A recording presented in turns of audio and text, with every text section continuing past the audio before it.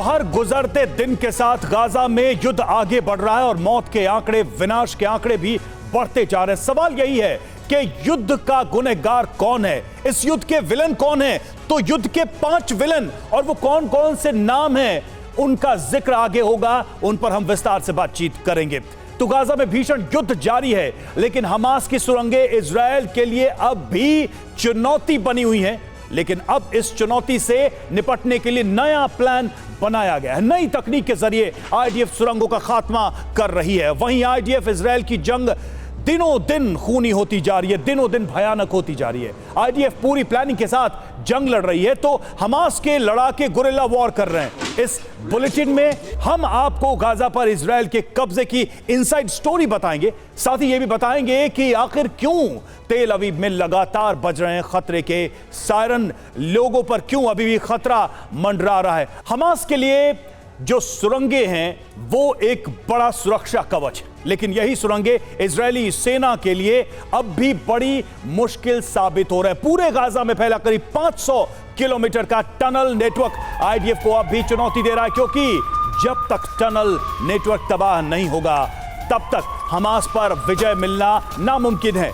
ऐसे में इजरायल ने हमास की सुरंगों के खिलाफ नया प्लान तैयार किया है, और इन सुरंगों को लेकर क्या वो नीति है वो हम आपको बताएंगे। कैसे इस तिलिस्म के टूटने का दावा भी किया गया है। इस प्लान में नई नई तकनीक का इस्तेमाल किया जा रहा है, नए नए तरीके से इन सुरंगों के नेटवर्क को खत्म करने की कोशिश की जा रही है। पहले खुद सैनिक कोशिश कर रहे थे इन टनल्स को ढूंढने के लिए, लेकिन अब कोशिश इजरायल की यह है कि सैनिकों का नुकसान ना हो और फिर भी इन सुरंगों का खात्मा हो जाए, ये सुरंग नेटवर्क समाप्त हो जाए। हमास लड़ाकों को ठिकाने लगाने का प्लान भी तैयार किया गया। इस प्लान में 200 से ज्यादा बंधकों की सुरक्षा का सबसे ज्यादा बड़ा मुद्दा है, जिसे प्राथमिकता दी गई है। सबसे पहली प्राथमिकता यही है इस पूरे ऑपरेशन की। तो हमास के सुरंगों के तिलिस्म को तोड़ने के लिए इजरायल 3 अचूक हथियारों का इस्तेमाल कर रहा है। कौन कौन से हैं ये हथियार, आपको हम बताने जा रहे हैं। हमास की सुरंग का अंत तुरंत, जी हां, जल्दी से समझिए इन हथियारों के बारे में। ब्लास्ट जेल, जी हां, जगह जगह इसे प्लांट किया गया है, संपर्क में आते ही धमाका हो जाता है, और कोशिश ये की जा रही है कि इसके इस्तेमाल से टनल्स को ब्लॉक किया जाए, बंद किया जाए। मैपिंग रोबोट का भी इस्तेमाल हो रहा है। सुरंगों की तस्वीर खींचकर ये रोबोट भेजता है, दूर से ऑपरेट किया जा रहा है इसे, यानी कि सैनिकों को अंदर दाखिल होने की जरूरत नहीं होती। और सीवेज वाटर का भी प्रयोग किया जा रहा है। सुरंगों में गंदा पानी डालने का प्लान है। मिस्र भी ऐसा कर चुका है, और मजबूरी हो जाएगी अंदर छिपे हमास के लड़ाकों की कि वहां पर वो रुक नहीं पाएंगे, क्योंकि जैसे जैसे गंदा पानी भरता जाएगा उनके लिए वहां टिके रहना बहुत मुश्किल हो जाएगा। हमारे साथ इस वक्त स्टूडियो में मेजर जनरल संजय मैस्टन, रक्षा विशेषज्ञ, जुड़े हुए हैं, और सुशील कुमार सिंघल, पूर्व राजदूत, हमारे साथ जुड़े हुए हैं। पहला सवाल मेरा संजय सर आपसे ही, इन टनल्स को लेकर अब तक की जो रणनीति रही है इजरायल की, आईडीएफ की, उसे आप कैसे देखते हैं? क्या आप इस ऑपरेशन को एक सक्सेसफुल ऑपरेशन मानते हैं टनल नेटवर्क के खिलाफ? और देखिए, जहां तक टनल नेटवर्क के खिलाफ है, जो अभी तक रणनीति रही है और जब भी रणनीति प्लान है, पहली बात, इजरायली सेना को इसमें काफ़ी एक्सपीरियंस है टनल्स को डील करने का।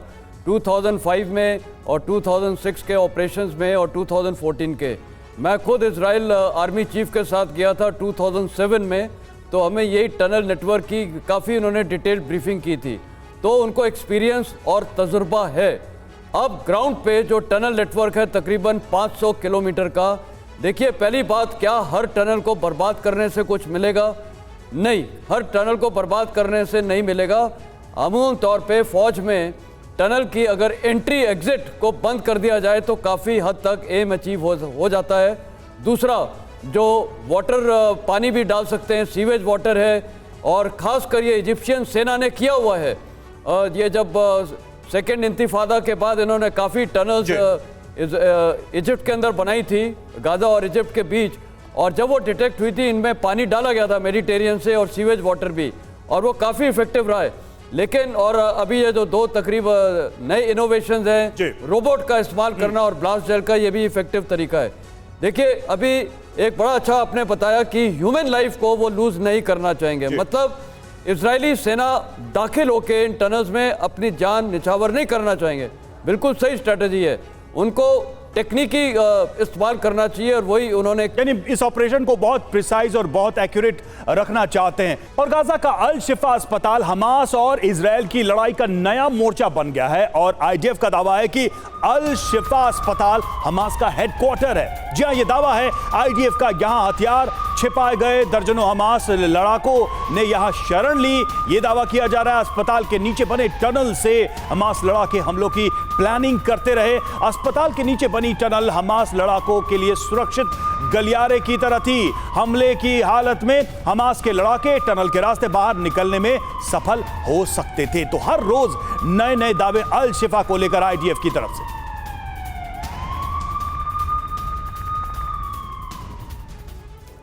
तो इजराइल का दावा है कि अल शिफा अस्पताल से हमास अपनी गतिविधियां चला रहा है। आईडीएफ ने अल शिफा अस्पताल के उन हिस्सों को चिन्हित किया जिसमें हमास का ऑपरेशन चल रहा था। जल्दी से नजर डालते हैं जो मैप सामने आया और जिसमें उन्होंने चिन्हित किया अल शिफा के उस एरिया को। अल शिफा हॉस्पिटल का इस्तेमाल हमास के वॉर सेंटर की तरह किया जा रहा था। यह देखिए एक स्टैंडर्ड मैप है अल शिफा अस्पताल का और उसमें फिर आईडीएफ की तरफ से बताए गए हैं कि कहां कहां क्या हो रहा था। आप देखिए, अगर इस पूरे मैप को अगर ध्यान दें तो ये जो ऊपर का हिस्सा आप देख रहे हैं, यहां पर अंडरग्राउंड कॉम्प्लेक्स होने की बात कही जा रही थी। हमास का अंडरग्राउंड कॉम्प्लेक्स, ये सारा एरिया जहां पर नीचे यानी कि टनल के माध्यम से नीचे हमास के लड़ाके मौजूद रहते थे और वहीं से वो ऑपरेट करते थे। उनका हाइडिंग प्लेस था, हाइड आउट था उनका। और हमास का कमांड एंड कंट्रोल सेंटर यहां पर इस जगह पर हॉस्पिटल के इस एरिया में मौजूद था।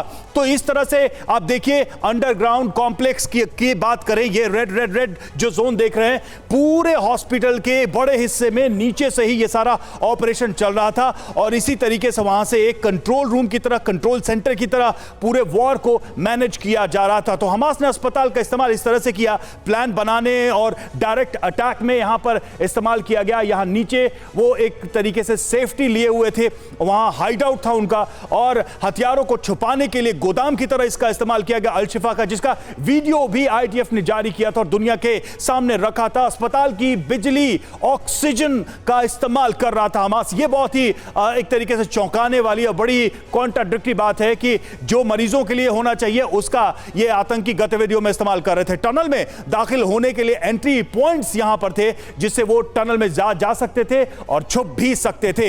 हमास नेताओं के लिए बंकर की तरह इसका इस्तेमाल किया जा रहा था। अल शिफा हॉस्पिटल की हम बात कर रहे थे, जिसको लेकर आईडीएफ ने ये तमाम बड़े दावे किए हैं कि कैसे वहां पर छुपते थे और कैसे वहां से वो पूरी गतिविधि को नियंत्रित भी करते थे।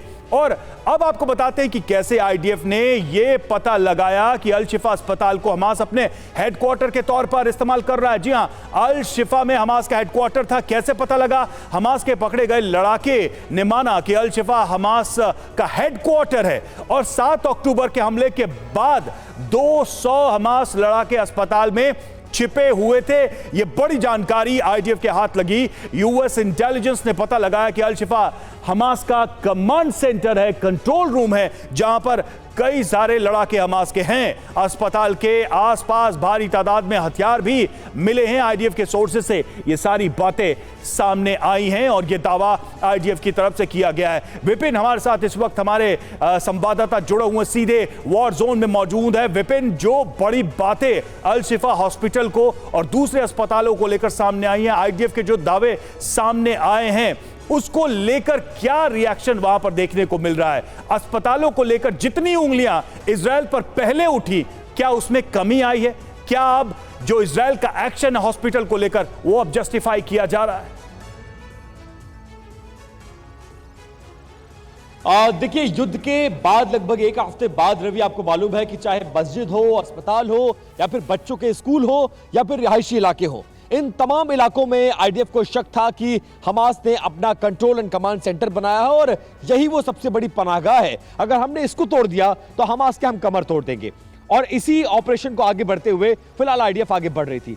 अल शिफा अस्पताल, रद्दसीसी अस्पताल और समेत तमाम जो अस्पताल हैं, उनके बेसमेंट्स में शक था लेकिन अभी तक कोई बहुत बड़ा साक्ष्य पेश नहीं कर पाई है। हालांकि इन अस्पतालों को ध्वस्त कर दिया गया है। अस्पताल अल शिफा की अगर बात करें तो पूरी तरह से घेर जरूर लिया गया है। आज भी 8-9 हजार लोग उसमें हैं और हमास के लड़ाकों को ढूंढ ढूंढ कर मारा जा रहा है। लेकिन जो साक्ष्य और सबूत की बात थी, जिस तरह का कमांड एंड कंट्रोल सेंटर होने की बात कही गई थी, उससे रिलेटेड अभी तक कोई बड़ा साक्ष्य और सबूत दुनिया के सामने नहीं आ पाया है। कुछ एक हथियार, कुछ छोटे मोटे टनल्स, इसकी तस्वीरें उन्होंने जरूर दिखाई हैं, लेकिन वो बड़ा सबूत जो ये बताता हो कि इतना बड़ा कमांड एंड कंट्रोल सेंटर, इतना बड़ा लॉजिस्टिक सेंटर, इतना बड़ा हथियारों का, बारूद का गोदाम, ऐसा कुछ भी कैमरे के सामने नहीं आया। इसीलिए अब यह ऑपरेशन नॉर्थ गाजा से शिफ्ट होकर रवि जा रही है साउथ गाजा की तरफ, क्योंकि शक है कि सबको समय रहते हुए शिफ्ट कर दिया गया, लिहाजा अब ऑपरेशन साउथ गाजा में चलाने की जरूरत है। ठीक है, तो वहां ऑपरेशन शुरू कर दिया गया है। खान यूनिस इलाके जैसे हैं, वहां पर पर्चे गिराए जा रहे हैं और बिल्कुल और लोगों को पहले से ही चेतावनी दी जा रही है कि अब ऑपरेशन शुरू होने वाला है। सुशील सर, अब एक फंडामेंटल सवाल यहां पर यह उठ रहा है, एक बेसिक सवाल यह उठ रहा है कि अभी तक जितने प्रमाण इजरायल ने रखे हैं दुनिया के सामने अपने ऑपरेशन को लेकर, क्या उसके ऑपरेशन, उसके वॉर या उसकी जो भी अभी तक की युद्ध नीति है, उसको कहीं से भी एक ग्लोबल वैलिडेशन देने में मदद कर पा रहे हैं? आप क्या देख पा रहे हैं उसको? रवि जी, बात यह है कि जब लड़ाई होती है जैसे कि अभी इस वक्त चल रही है, तो उसमें सच्चाई का और झूठ का बहुत मुश्किल होता है, उसमें समय लगता है निकलने में। और ये सब जो है ये एविडेंस के ऊपर होता है कि कौन सी साइड कितना ज़्यादा एविडेंस दिखा सकती है। जैसा कि आपको मालूम है, याद है कि पहले भी अब एक इस तरह की बात हुई थी कि एक अस्पताल के ऊपर हमला हुआ था जिसमें इजराइल की तरफ ने क्लेम किया कि ये जो है हमास या उसके जो साथी हैं उन्होंने किया, उसके साथियों ने उसके विरोध में किया, और बाद में पता लगा कि ये जो है इजराइल की तरफ से हमला नहीं हुआ था। इसे ही जो है ये जो अभी टनल्स की बात हो रही है, जैसा कि अभी जनरल साहब ने भी बताया कि ये टनल, ये तो हम सबको मालूम है कि वहाँ 500 किलोमीटर के करीब की उन्होंने टनल बनाई हुई हैं, लेकिन उनकी हेडक्वार्टर कहाँ पर है, किस अस्पताल के नीचे है, कहाँ पर क्या है क्या नहीं है, वो उसके बारे में जानकारी बहुत अभी तक अवेलेबल नहीं है। ना ही इस तरह का एविडेंस अभी इजराइल दिखा पाया है। केवल यूएसए और इजराइल ये दो देश हैं जिन्होंने इसके बारे में कहा है कि वहाँ पे टनल है और उनका हेडक्वार्टर है और वहाँ से लोगों को पकड़ा गया है। लेकिन हमास, वो तो जाहिर सी बात है कि वो मानेंगे नहीं, लेकिन कुछ डॉक्टर्स हैं जो जिनका किस न्यूज़ चैनल ने इंटरव्यू लिया है, उन्होंने भी कहा है कि वहाँ पे हमने उनका हेडक्वार्टर नहीं देखा। तो इसलिए इजराइल की जिम्मेवारी बन जाती है इस वक्त कि वो प्रॉपर उसका एविडेंस सामने लाएं ताकि दुनिया को पता लगे कि हमास किस तरह की। अब सवाल ये है कि इन एविडेंसेस को उस मात्रा में या उस वैलिडेशन के साथ दुनिया के सामने लाना क्या एक नेक्स्ट लेवल चैलेंज है इजराइल के सामने अपने ऑपरेशन के दौरान या उसके बाद भी? इस पर हम करेंगे बातचीत। और देखिए, अल शिफा अस्पताल पर एक तरफ इजराइल का दावा है तो दूसरी तरफ अल शिफा अस्पताल की तरफ से भी सफाई पेश की गई है। अल शिफा हॉस्पिटल के चीफ सर्जन मरवन अबू सादा का दावा, अस्पताल से इजराइल को कुछ नहीं मिला। चीफ सर्जन ने यह दावा किया, अस्पताल में बिजली की भारी कमी है, यह भी कहना है चीफ सर्जन का। तो अल शिफा हॉस्पिटल के चीफ सर्जन मरवन अबू सादा ने और क्या क्या कहा है, उनके दावे क्या हैं, उनका तर्क क्या है, जल्दी से हम उस पर भी नजर डालते हैं। अस्पताल में सिर्फ इलाज, हथियार के सबूत नहीं। पहली बात तो उन्होंने ये कही, किसी भी हथियार की मौजूदगी का सबूत नहीं मिला है। आईडीएफ ने हथियार प्लांट किए और तस्वीरें खींची। 24,000 लीटर फ्यूल की जरूरत, लेकिन 300 लीटर ही दिया गया। अस्पताल में खाने और पानी की किल्लत है, यह भी उनकी तरफ से दावा किया जा रहा है। अल शिफा के चीफ सर्जन की तरफ से यह दावा है, तब जबकि आईडीएफ ने यह दावा किया कि अल शिफा का इस्तेमाल हमास कर रहा था और किस तरीके से कर रहा था वो भी हमने आपको विस्तार से बताया। संजय सर, अब सवाल यही उठता है कि इजराइल की आर्मी एक प्रोफेशनल आर्मी है, उसे काम करने के अपने वैल्यू और एथिक्स का भी ध्यान रखना पड़ता है। अब तक जो कुछ भी आपने देखा, जो काउंटर किया गया अल शिफा के डॉक्टर्स की तरफ से और जो दावे आईडीएफ की तरफ से किए गए, आपको देखकर क्या लगा? जो हथियार हैं, जो एमिनिशंस हैं, जो टनल हासिल हुआ है, वो सब प्लांटेड लग रहा है या फिर कुछ जेन्युइन चीजें दिख रही हैं कि हाँ ऐसा हो सकता है, ऐसा हुआ होगा? ये बहुत मुश्किल है बताना, क्योंकि हम ग्राउंड पे नहीं हैं। हम भी जो एनालिसिस कर रहे हैं वो फोटोग्राफ्स और जो भी एविडेंस दिखा रहे हैं। देखिए, मेरे को लगता है कि इजरायली सेना अगर अल शिफा हॉस्पिटल में गई है तो कोई मकसद से गई है, वो सिर्फ एक हॉस्पिटल को डिस्ट्रॉय करने और वहाँ के पेशेंट्स को मारने नहीं गई है। तो उनके इसमें सर एक बेसिक क्वेश्चन है, ये है कि हॉस्पिटल पर जब पहला हमला हुआ था तब पूरी दुनिया में इजराइल की बदनामी हुई थी। क्या इजराइल ये सब जानते हुए दूसरी बार वही गलती करेगा? नहीं, बिल्कुल नहीं करेगा, वही मैं बोल रहा था। तो उनके पास कोई क्रेडिबल इंटेलिजेंस होगी। अब जहाँ तक ये हथियार दिखाए हैं, कल एक टनल को भी दिखाया था कि उनको ब्लास्ट किया है। हाँ, उनमें सवाल जरूर उठते हैं। पहला सवाल तो ये उठता है कि वो जो कल एक ब्लास्टेड टनल दिखाई थी, मैं अगर ये ऑपरेशन कर रहा होता, मैं उस टनल जो ओरिजिनल फॉर्म में थी उसकी फोटोग्राफ, पूरा उसके दाएं बाएं का एविडेंस, और फिर ब्लास्ट करने के बाद तो वो कंपेयर करके दिखाया जाता कि ये पहले थी, ये हमने ब्लास्ट की है। अब वो नहीं दिखाया तो उसमें शक उठता है, क्योंकि आज की दुनिया में सबको ऑन ग्राउंड एविडेंस। लेकिन सर उसके लिए क्या गुंजाइश होती है वहां पर, जबकि टनल बहुत सीक्रेट टनल है, वहां कई तरह के खतरे पहले से ही मौजूद हो सकते हैं, ये सैनिकों को भी पता होता है? नहीं, बिल्कुल। जैसे अब यहीं पर मान लिया एक टनल है और मेरे को इसको ब्लास्ट करना है, तो पहले तो मैं उसकी एक वीडियो फटाफट बनाऊंगा और बाद में ब्लास्ट करके वो दिखाऊंगा। ठीक है, तो आप कंपेयर हो जाता है। आपका ये कहना है कि बहुत सारे सवाल हैं जिसका जवाब बाकी है आना। विपिन के पास चलेंगे। विपिन, वहां कुछ तस्वीरें अगर आप हमें दिखा पाएं, और साथ ही मुझे ये बताइए कि इजराइल के अंदर इस पूरे युद्ध नीति को लेकर हमने सुना कि अब अलग अलग बातें भी हो रही हैं, यहां तक कि वॉर कैबिनेट में भी अब डिफरेंसेस आए हैं। क्या चर्चा चल रही है इजराइल में? नेतन्याहू की नीति सही है, गलत है, किस तरह से इसमें सुधार होना चाहिए? वहां क्या चर्चा, वहां क्या बहस है इसको लेकर? देखिए, तस्वीरें मेडिटेरियन सी की मैं आपको दिखा रहा हूं, और इन तस्वीरों के साथ रवि आपको बताता चलूं कि इस वक्त इजराइल में क्या चल रहा है। मेरे कैमरा पर्सन गंगा सिंह से मैं कहूंगा जरा मेडिटेरियन सी की तस्वीरें दिखाएं। ये वही मेडिटेरियन सी है जिसमें इस वक्त अमेरिका के दो बड़े युद्धपोत यूएसएस आइजनहावर और यूएसएस जेराल्ड 11,000 सैनिकों के साथ युद्धाभ्यास कर चुका है, और उस मेडिटेरियन सी के किनारे पर हम मौजूद हैं, जिसमें कुछ दिन पहले संभावना थी कि तीन तरफ से जब हमले होंगे तो समंदर एक सबसे खास रास्ता होगा। अब बात लौटते हैं रवि उस मसले पर जो सवाल आपने पूछा। देखिए, युद्ध के 42 दिन बाद जो कुछ सोचकर हमास को खत्म करने के इरादे से इजरायली डिफेंस फोर्स गाजा पट्टी में घुसी हुई थी, उसमें अभी तक कामयाबी नहीं मिली। आप जानते हैं कि लगभग 50,000 के आसपास लड़ाकू के होने का शक था इस युद्ध में, जो पूरी सेना तैयार कर रखी थी उन लोगों ने। लेकिन आज की तारीख में टोटल जो सरकारी आंकड़े इजरायली डिफेंस फोर्स के आए हैं, वो ये कहते हैं कि कुल 14,000 लोग मारे गए वहां की धरती पर।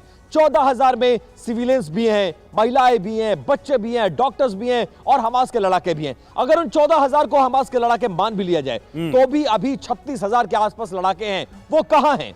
वो कब मारे जाएंगे? वो कब सामने बिल्कुल, और ये बात आईडीएफ को भी पता है, और शायद इसीलिए सुरक्षित है ये सबसे। इसीलिए विपिन, इस ऑपरेशन का, इस युद्ध का हर दिन बीतते दिन के साथ दायरा भी बढ़ता जा रहा है और रणनीति भी बदल रही। बहुत बहुत शुक्रिया विपिन आपका इन तस्वीरों के लिए, इस जानकारी के लिए। वॉर जोन से अपना बहुत ख्याल रखें, सावधान रहें, सतर्क रहें। बहुत बहुत शुक्रिया हमसे जुड़ने के लिए। और देखिए, गाजा पर इजरायली ऑपरेशन पर बड़ा खुलासा हुआ है। प्राकृतिक गैस भंडार की वजह से गाजा में हमला, मिडिल ईस्ट मामलों के जानकारों का यह दावा है। गाजा मरीन गैस भंडार पर इजरायल की नजर है।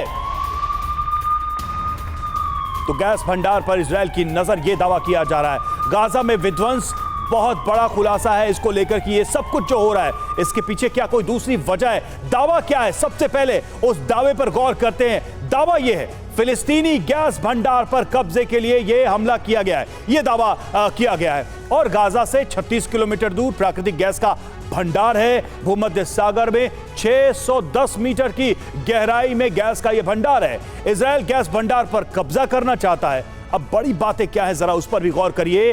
तो 1 ट्रिलियन क्यूबिक फीट से ज्यादा गैस का अनुमान यहां पर लगाया गया है। गैस को यूरोप निर्यात करना चाहता है इजरायल। यूक्रेन युद्ध के बाद यूरोप में गैस का बड़ा संकट हो सकता है। गैस निर्यात पर इजरायल मिस्र के बीच समझौता भी हुआ है। तो ये देखिए, एक नई पिक्चर आ रही है। सुशील सर, इस पिक्चर को आप कैसे देखते हैं? हमने जब भी देखा है इराक, ईरान, कतर या फिर कहीं भी टेंशन क्रिएट होती है, तो ये अक्सर कहा जाता है कि ये सब के, इस सारे खेल के पीछे तेल का खेल है। अब वही बात, वही नैरेटिव यहां पर भी आ रहा है। इसे आप कितना वैलिड देख पाते हैं?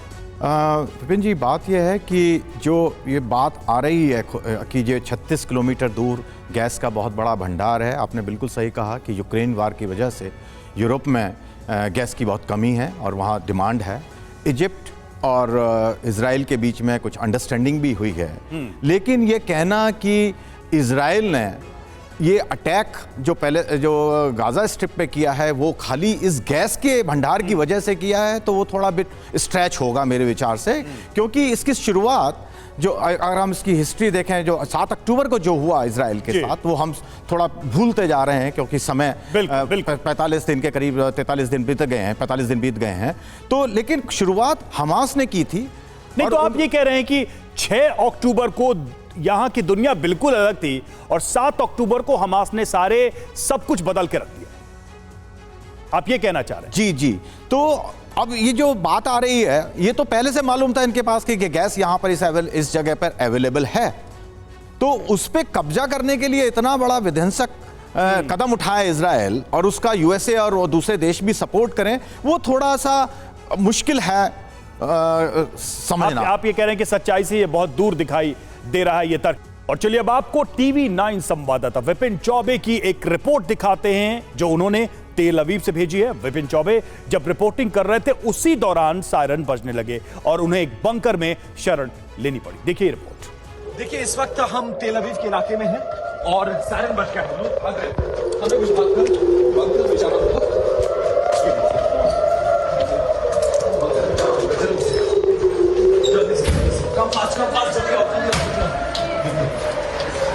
तेल अवीव के इलाके में है और आप देख सकते हैं किस तरह से लोग इस वक्त भाग रहे हैं। बंकर में आना पड़ा है। इसी तरह के साथ मसला, और आज भी जब हम लोग गाजा से इलाके में थे तो इसी तरह का साथ बचा था और ये इस तरह का बंकर हर घर में आमतौर पर बनाया गया है सिर्फ इसलिए ताकि जब भी रेड अलर्ट हो 7 बजे तो लोग जान बचाने के लिए भाग सके। तेल अवीव जो कि इकोनॉमिक आप जानते हैं कैपिटल है, वो भी अभी इससे छूटा नहीं है और मजबूरन मुश्किल में इस तरह के बंकर में हमें आकर जान बचाना पड़ा है। सायरन अभी भी बाहर बज रहा है, मतलब तेल अवीव हमास के निशाने पर एक बार फिर से है और इसी तरह से बार बार टारगेट करने की कोशिश की जा रही है। और अब गाजा के दूसरे इलाकों में ऑपरेशन जिया। इजरायली आर्मी चीफ का बड़ा बयान सामने आया है। दक्षिण गाजा में आईडीएफ का ऑपरेशन जल्द। इजरायली सैनिकों के बीच बोले आर्मी चीफ, आईडीएफ की कार्रवाई से यूएन की चिंता बढ़ी है।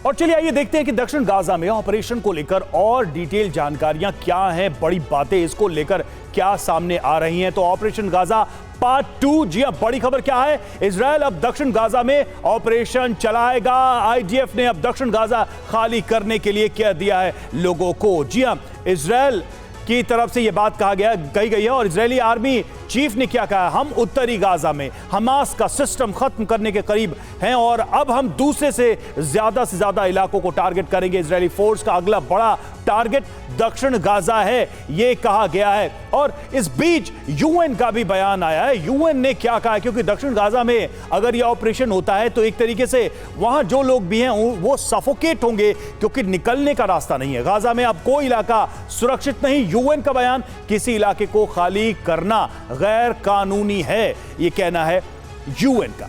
अब आइए समझते हैं कि उत्तर के बाद दक्षिण में इजरायली ऑपरेशन में क्या कुछ आईडीएफ के हक में है और कहां-कहां दिक्कतें आ सकती हैं। इजरायल के पक्ष में क्या है? तो उत्तर की सफलता से हौसले बुलंद हैं इजरायल के, लेकिन इजरायल के लिए दिक्कतें कहां हो सकती हैं? अमेरिका पर भी गंभीर सवाल उठ रहे हैं और अमेरिका के सामने एक अजीब सी दुविधा भी है इस वजह से। तो ये बात तो हो गई इजरायल के ऑपरेशन को लेकर जो उनके पक्ष में है, चूंकि उत्तर में उन्होंने ऑपरेशन काफी हद तक सक्सेसफुल बनाया है, इसी वजह से वो अब दक्षिण की तरफ बढ़ रहे हैं और इसमें अमेरिका के ऊपर भी सवाल उठ रहा है।